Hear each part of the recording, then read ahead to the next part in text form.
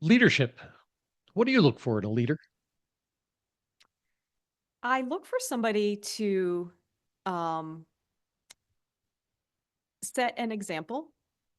Um, this is this is kind of what we expect. This is the level to which we feel that you can rise.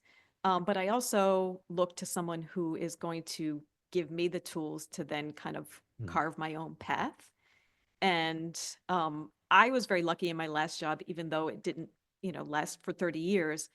My manager was probably the best leader ever. She was very committed to our growth and sort of teaching us how to take ownership of our own work, so much so that she rarely had to she rarely had to tell us what to do, if ever, right?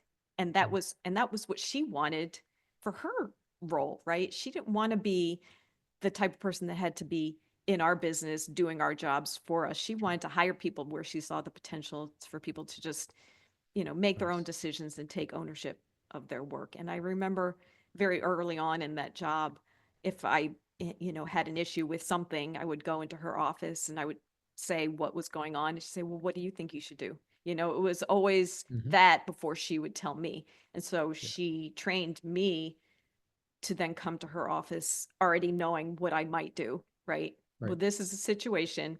This is what I think I should do. What do you think? And over Nice. time, I had enough confidence in my own decisions.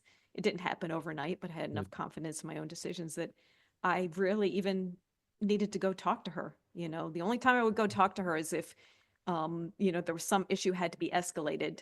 And so I knew, okay, I have to escalate to her, which means my counterpart in the facility is going to have to escalate to their manager, and I don't want her to be blindsided, so I'm going to give her Yeah. a little heads up. But and so so that I very much appreciated because she really Sure. kind of groomed me to come up with, my own way of doing things and to be able to think on my feet, think creatively about solutions. um yeah, Nice. and so I that's those are tools that I will never forget.